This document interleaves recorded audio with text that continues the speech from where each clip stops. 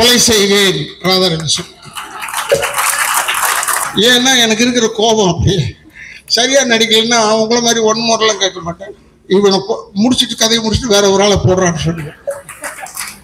ஆனா எங்க அப்பா சொன்னது ஒரு நல்ல வேத வாக்கு, அதை மட்டும் மனசுல வச்சிருக்கேன். என்ன சொல்லுவார், தூங்கும் போது கூட காலை ஆட்டிக்கிட்டே தூங்கணும்டா, இல்லைன்னா சினிமாவில் விட்டுட்டு போயிடுவான், செத்து போயிட்டு அவங்களுக்கு வேற ஆளை போட்டு போயிடுவான். அதை நான் பார்த்தேன். இந்த 1.5 வருஷத்துல நான் வெறும் நடிக்கிறதுக்கு தான் லாயக்கு. இந்த என்னுடைய சகோதரர் கமல்ஹாசன் மாதிரிலாம் என்னால் முடியாது. சகோதரர் விஜயகாந்த்லேருந்து நாங்களாம் ஒன்றா இருந்தோம். எஸ்.எஸ். சந்திரன், பாண்டியன், தியாகு, சந்திரசேகர். காரில் பேசப்படுற நடிகர் திரும்பியே பார்க்காத, அவன் ராதாரவிடா அப்ப நிறுத்தி வணக்க சொல்லிட்டு வா. ஏன்னா நம்ம அடையாளம் தெரியுதான்னு பார்க்கணும். இந்த இடத்தை அளித்திருக்கும் நிர்வாகத்திற்கும் என்னுடைய முதற்கண் வணக்கத்தை தெரிவித்துக் கொண்டு இங்கே அமர்ந்து இந்த இடத்தை பெருமைப்படுத்திய என்னுடைய அன்பு சகோதரர், அற்புதமான ஒரு இயக்குனர், எனக்கு வாய்ப்பு கிடைச்சு கூட அவரோட நான் செய்ய முடியாமல் போயிடுச்சு. அது ஒரு வருத்தம் இருக்கு. அப்பேற்பட்ட என்னுடைய அன்பான திரு பாக்கியராஜ் சார் அவர்களுக்கும், எங்களுக்கு முன்னால் பேசிய அவங்க எம்எல்ஏ அந்த லெவல் கிடையாது. அவங்க ஒரு மினிஸ்டராக இருக்கிறதுக்கு லாயக்கானவங்க. இங்கே இல்லை, நார்த்தில் இல்லை, இங்கே ஆக்க மாட்டாங்க. இங்கே கொஞ்சம் கஷ்டப்படுவாங்க. ஏன்னா உண்மை பேசுகிறவங்க இருக்கக்கூடாது. அதே போல் நான் இங்கே வந்தே ஆக வேண்டும் என்று சொன்னேன். எனக்கும் இந்த படத்துக்கு சம்பந்தம் கிடையாது. ஆனால் சம்பந்தம் இருக்கிறது ஒன்று இந்த தம்பிதுரையால். தம்பிதுரை என்ன, ஆனால் என் படத்தில் நீங்கள் நடிக்கணும்னு தான் வந்தார். இல்லைப்பா, வந்துட்டு நைஸாக கேசட் வெளியிட்டு விழாக்கு வாங்கன்னு சொல்லிட்டார். இதுக்கு போகலன்னா அது இருப்போமா இல்லையா, நான் அந்த இதில் தான் வந்தேன். ஆனால் வராமல் இருந்திருந்தா ஒரு நல்ல விஷயத்தை நான் மிஸ் பண்ணியிருப்பேன். நான் பொதுவாக இந்த கேசட் வெளியீட்டு விழா இதுக்கெல்லாம் போகிறதே இல்லை. Now it has become change ஆகிடுச்சு. ட்ரைலரு, சாங், அது இதுன்னு ஏறத்தாழ ஒரு முக்கால்வாசி படத்தை பார்த்த மாதிரி ஆயிடுது. அது நம்ம ஜனங்களுக்கு அப்படியே ஒரு விஷயம். இதில் இருக்கிற சிரமம் தெரியாமல் தேட்டரில் படம் பார்த்துக்கிட்டே இருப்பான். இன்டர்வெல்லையே அமுத்திடுவான் அந்த ஃபோனில். நல்லா இல்லை, முடிஞ்சது கதை, நம்ம கதை நல்லா இருக்கு போடும். ஆனால் எதுவாக இருந்தாலும் நான் தமிழ் இனத்திடம் கேட்டுக்கொள்ள ஒரே கேள்வி, இது தமிழர்களுடைய படம், தமிழ் நீ தான் பார்க்கணும். இது தெலுங்காரங்க பார்த்தோ இல்லை ஹிந்திக்காரங்க பார்த்தோ இல்லை மலையாளிஸ் பார்த்தோ இது ஓட போகிறதில்லை. அதனால் நீ பார்க்க வேண்டும். நீங்கள்லாம் எங்களை பார்க்கும்போது காரில் நான் அதுக்கு தான் சில பேர்கிட்ட சொல்லுவேன். நானும் சகோதரர் விஜயகாந்த்லேருந்து நாங்களாம் ஒன்றா இருந்தோம். எஸ்.எஸ். சந்திரன், பாண்டியன், தியாகு, சந்திரசேகர். காரில் பேசப்படுற நடிகர் திரும்பியே பார்க்காத, அவன் ராதாரவிடா அப்ப நிறுத்தி வணக்க சொல்லிட்டு வா. ஏன்னா நம்ம அடையாளம் தெரியுதான்னு பார்க்கணும். இது ஒரு டெம்பரரி லைன் தான், இல்லைன்னு சொல்லலை. பட் இது பெர்மனண்டா இருக்கும். இப்போ கூட எங்க அப்பா எம்ஆர் அதை பத்தி பேசிக்கிட்டே இருக்காங்க. ஏதோ நல்லதோ கெட்டதோ ஏதோ ஒன்று சொல்லிக்கிட்டே இருக்காங்க. எது செஞ்சாலும் நம்ம நமக்கு மரியாதை கொடுத்தால் மரியாதை கொடுங்க. நம்ம சினிமாக்காரெல்லாம் சீப்பு கிடையாது. ரொம்ப கஷ்டமான விஷயம். தம்பிதுரை அவரை பத்தி பேசுறாங்க, எல்லா வேலையும் எடுத்துக்கிட்டு செய்யறாரு போது எனக்கு ஆச்சரியமா இருக்கு. சின்ன பையன், இந்த வயசுல கூட நானே 71 வயசு ஆகுது எனக்கு. 51வது வருஷம் இது எனக்கு சினிமால. நான் வெறும் நடிக்கிறதுக்கு தான் லாயக்கு. இந்த என்னுடைய சகோதரர் கமல்ஹாசன் மாதிரிலாம் என்னால் முடியாது. அந்த எல்லாத்தையும் மண்டையில் போட்டுட்டு உருட்டிக்கிட்டு இருக்காங்க. லண்டன் போனால் கூட சும்மா சுற்றி பார்க்கறதுக்கு போகிறதில்லை. அங்கே போய் இந்த ஏஐ போய் கற்றுக்கிட்டு அது இன்னொரு ஆர்டிஃபிஷியல் இன்டெலிஜென்ஸ் சொல்லிக்கிட்டு அதை கற்றுக்கிட்டு இருக்காரு. ஆக அப்டேட்டாக இருக்கிறவர் அவரை மாதிரிலாம் நம்மளால முடியாது. நமக்கு எவ்வளோ ஏகப்பட்ட வேலை, வெளி வேலை இருக்கு நிறைய. அதனால சொல்கிறேன். அதனால இதெல்லாம் நம்ம யோசிக்கிறதே இல்லை. வரும் நடிப்பு, ஸ்டார்ட் கேமரா, நல்ல நடிப்போம். ஒரு ஒரு பெரிய நடிகர் சொல்லியிருக்காரு என்னை பற்றி, இல்லை சார் அவர் படத்தில் போடலாம், லேட்டாக வருவார், சாப்பாடு அது வேணும் கேட்பாரு, படுத்துக்க இடம்லாம் இருக்காருன்னு கேட்பாருன்னு சொல்லாமல் அவர் ஒரே ஒரு வார்த்தை ஃபஸ்ட்டு, நல்லா நடிப்பார் சார், அது ஒரு தொல்லை. இப்போ எப்படி இருக்கு பாரு இப்போ சினிமா, நல்லா நடித்தா ஒரு தொல்லையாயிடுது. ஆனால் இதையெல்லாம் மீறி இந்த ட்ரைலர் பார்க்கும்போது மிரண்டு போய் பார்த்துட்டு இருக்கேன். எனக்கு உள்ளூர ஒரு வருத்தம், நம்ம இல்லாமல் போயிட்டு இப்போ இந்த ஃப்ரேமில் எல்லாரையும் யூஸ் பண்ணியிருக்காரு, எல்லாரையும் போட்டு காமிச்சிட்டாப்புல தம்பி. இந்த பெரிய மனசு வேற யாருக்குமே வராது, வேற யாருக்குமே வராது. நானே சில டைம்ல நம்ம நடிச்சிருக்கோம், ஒரு நல்ல வார்த்தையை மனசுக்குள்ள வச்சு போடவே இல்லையே ஃபோட்டோ, நம்ம ஃபோட்டோவே போடலையேன்னு யோசிச்சிருக்கேன். இதில் மனிதர்களுக்கு உண்டு தானே, கஷ்டப்பட்டோம் வரலையே. ஆனால் இங்கே தம்பிதுரைக்கிட்ட அந்த வேலையே இல்லை. நான் பார்த்ததில்ல, சந்தோஷப்பட்டேன். எல்லாரையும் போட்டாச்சு, போனவன் வந்தவன் கொண்டவன் தடிக்கி விழுந்தவன் உட்கார்ந்தவன் எல்லாரும் ஃபோட்டோவை போட்டார். எல்லாரையும் கூப்பிட்டு மேடையில் உட்கார, இந்த 24 கிராஃப்ட் இப்படி உட்கார வைக்கிறதே ஒரு பெரிய விஷயம். நான் உண்மையிலே பாராட்டேன். அப்போதான் நாங்களும் மியூசிக் டைரக்டர் பார்க்குறோம், இவங்களை பார்க்குறோம், எடிட்டர்ஸ் பார்த்தேன், எல்லாரையும் பார்க்குறேன்.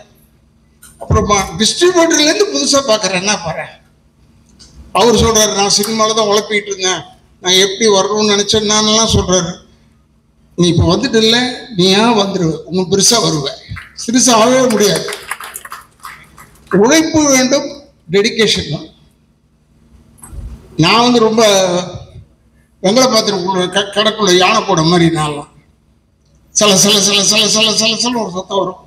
ஆனால் கேமரா முன்னாடி போய் உட்காரணும் நிற்கணும்னா சீரியஸ் ஆகிடும், கில்லர் இன்ஸ்டிங்க்ட் வந்துடும். எதிராளியை விடக்கூடாது, நம்ம பேர் வாங்கணும் அப்படின்னு தான் செய்வேன். நான் செஞ்சாதான் ஏதோ ஓரளவுக்காவது செய்யலாம். ஏன்னா சிவாஜி பாக்கிட்டேருந்து திருடுறது, புரட்சி தலைவர்கிட்டேருந்து திருடுறது, எங்க அப்பாட்டும் திருடுறது, ஜெமினி சார்கிட்டேருந்து திருடுறதெல்லாம் இருக்கு. அதெல்லாம் இல்லாமல் இல்லை, அவங்க அளவில் இருக்காது. ஏன்னா அவங்கெல்லாம் வந்து காவேரி நதி மாதிரி இல்லை கங்கை நதி மாதிரி. நமக்கு வசதி இருக்கா மக்களை போட்டு எடுத்துக்க வேண்டியதான் தண்ணியை, நமக்கு வசதி இருக்கா பக்கெட்டில் வச்சு தண்ணியை எடுத்துக்க வேண்டியது. ஆனால் எங்கள் அப்பா சொன்னது ஒரு நல்ல வேத வாக்கு, அதை மட்டும் மனசில் வச்சுருக்கேன். என்ன சொல்லுவார், தூங்கும் போது கூட காலை ஆட்டிக்கிட்டே தூங்கணும்டா, இல்லைன்னா சினிமாவில் விட்டுட்டு போயிடுவான், செத்து போயிட்டு அவங்களுக்கு வேற ஆளை போட்டு போயிடுவான். அதை நான் பார்த்தேன். இந்த 1.5 வருஷத்தில் 1.5 வருஷம் எனக்கு இந்த கால் ஆப்ரேஷன் நான் பண்ண, அப்புறம் பின்னாடி அது பேக் போன் பிரச்சனை வந்துருச்சு, எனக்கு உடஞ்சிருச்சு. அப்போ ஒரு 1.5 வருஷம் இப்போ தான் வந்து சினிமாலாம் நடிக்க ஆரம்பித்தேன். இதை எழுதுறாங்க, உடம்பு சரியில்லைன்றத போடுறான், உடம்பு நல்லா ஆயிடுச்சுன்றத போட வேணாமா? ஏன் அதை மட்டும் போட மாட்டேங்க? அவர் நல்லா ஆயிட்டார், நல்லா நடக்கிறார், போட. அந்த கிரச்சஸ் வச்சுக்கிட்டு போனேன், அது போய் 2 வருஷம் ஆச்சு. 2 வருஷம் கதையை இப்போ போடுறாயா? இதை இன்னும் என்ன இப்போ போய் ரொம்ப பேர் துக்கம் விசாரிக்கிறாங்க. ஆனால் இப்போ நல்லா இருக்கீங்களா? ஏன் நல்லா இருக்குண்ணா? என்னையா? இல்லை கிரச்சஸ் வச்சுட்டு, அது என்ன 2 வருஷம் ஆச்சு, கிரச்சஸே வளர்ந்துருச்சு, அந்த அளவுக்கு ஆயிடுச்சு, 2 வருஷம் ஆயிடுச்சு. நான் ஏன் உங்களுக்கு சொல்றேன்னா, இதை நிறைய நாளாக வந்து சாவர வரைக்கும் நடிக்கணும், எனக்கு அதான் ஒரே ஆசை. இந்த டைரக்டர் ஆகணும் அதெல்லாம் என்னால் முடியாது. என்னை கேட்டாங்க, ஏன் நீங்கள் டைரக்ட் பண்ணலையான்னு. நான் டைரக்ட் பண்ணலாம், பாக்கியராஜ் சார்லாம் பார்த்து ஆச்சரியப்படுறேன். டைரக்ட் பண்ணுவேன், பட் இருந்தாலும் ஏதோ கொலை பண்ணிடுவோன்னு பயப்படுறேன். ஏன்னா எனக்கு இருக்கிற கோபம் அப்படி. சரியாக நடிக்கலைன்னா அவங்கள மாதிரி 1 மோரெலாம் கேட்க மாட்டேன். இவனை முடிச்சுட்டு கதையை முடிச்சுட்டு வேற ஒரு ஆளை போடுறான்னு சொல்லுவேன். இப்போ பாருங்க, நாளைக்கு டைட்டில் பாருங்க, இந்த மீட்டிங்குடைய டைட்டில் வரும், கொலை செய்வேன் ராதாரவிசன்.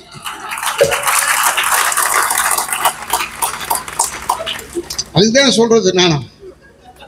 ஏன்னா அவங்க போடணும், இல்லைன்னா என்னை விட்டுருவாங்களா, அதனால அதை போடணும். என்ன சொல்றேன்னா, கெட்டதே போடுறமே, கொஞ்சம் நல்லதையும் போடலாமேன்றதுக்காக சொல்றேன்.